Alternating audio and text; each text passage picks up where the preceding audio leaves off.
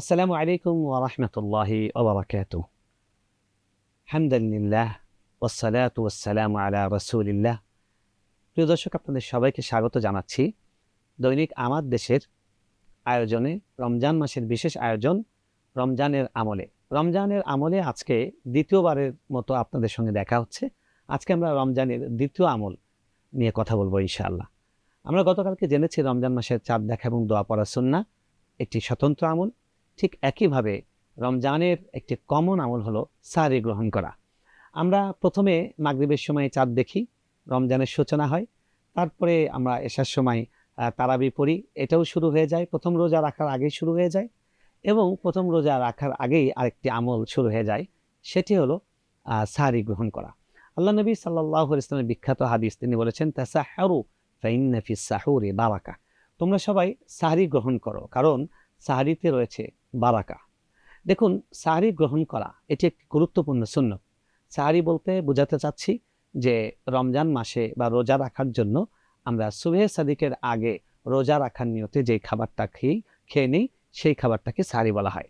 এই খাবার আপনি হালাল যে কোনো জিনিস দিয়ে খেতে পারেন। যদি এক ঢোক পানি খান, একটি খেজুর খান বা এক কাপ দুধ খান, যাই খেয়ে নেন, আপনি সাহরির নিয়তে খেলেই এই সাহরি করার যে সুন্নতটি, এই আমলটি, সেটি সম্পন্ন হয়ে যাবে।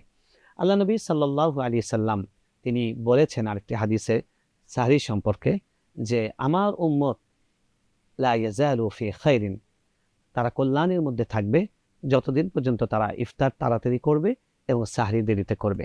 সাহরির ক্ষেত্রে একটি গুরুত্বপূর্ণ নির্দেশনা হলো সাহরিটা শেষ সময়ে করা। আমরা নাগরিক জীবনে, এই শহুরে আটপৌরে জীবনে আমাদেরকে স্মার্টফোন, কর্মব্যস্ততা, নাগরিক ঝঞ্ঝাট, এগুলো আমাদেরকে এমনভাবে ব্যস্ত করে রেখেছে, আমরা শুতে শুতে অনেক দেরি হয়ে যায়, অনেক দেরিতে ঘুমিয়ে পড়ি। এজন্য অনেকেই আমি দেখেছি শহরে, ঢাকা শহরে এবং বিভিন্ন মহানগরে অনেকে এরকম করেন, ৩টার সময় সাহরি খেয়ে, ২টার সময়, ১টার সময় সাহরি খেয়ে ঘুমিয়ে পড়েন, কারণ তাদের কোনো টেনশন নেই ফজর নামাজ পড়তে হবে। মনে রাখবেন, সাহরি খাওয়া সুন্নত, ফজর পড়া ফরজ, এবং রমজানে রোজা রাখা একটি ফরজ, আর সারাদিনে দৈনিক 5টি ফরজ, 5 ওয়াক্ত নামাজ পড়া।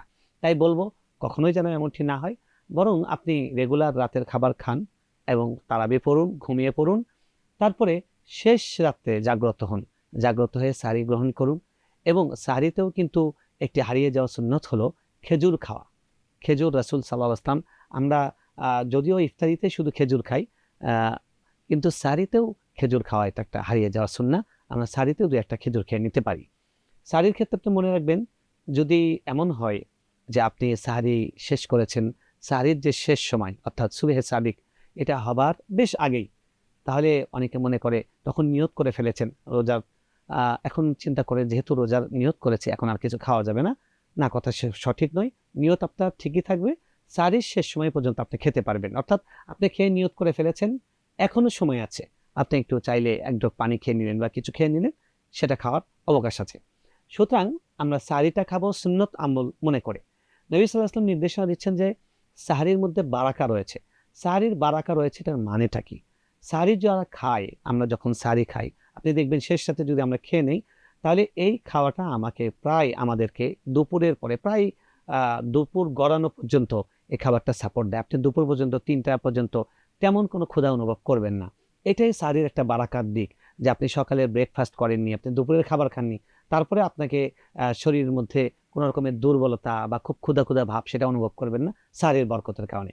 সাহরির একটা দৃশ্যমান বারাকা হলো যে আপনি দেখবেন কোনো বাড়িতে সাহরির সময় খাবার কম পড়ে না, সাহরি পর্যাপ্ত হয়, যা রান্না করা হয় বেঁচে যায়, অনেক মানুষ কিনে খাওয়া যায়। এটা আসলে রমজানের একটি বরকত। আর রমজানের সবচেয়ে বড় ইবাদত রোজার প্রধানতম একটা অনুষঙ্গ হলো সাহরি। এজন্য আল্লাহ তাআলা এখানে বরকত দিয়েছেন। আসুন আমরা সবাই সুন্নতি নিয়মে আমরা শেষ সময় সাহরি গ্রহণ করার চেষ্টা করি, সাহরির সঙ্গে কিছু খেজুর খাবার চেষ্টা করি, এবং সাহরি খেয়ে ফজর পড়ে তারপর আমরা অভ্যাস করি, প্র্যাকটিস করি। আল্লাহ রাব্বুল আলামিন আমাদের সকলের রমজানকে কল্যাণময় করে দিন। রমজানের মাধ্যমে আমাদের সকলের জাহান্নাম থেকে মুক্তি এবং জান্নাতের নিশ্চয়তা আল্লাহ দান করুন। আজকে এ পর্যন্তই। আসসালামু আলাইকুম ওয়া রাহমাতুল্লাহি ওয়া বারাকাতুহু।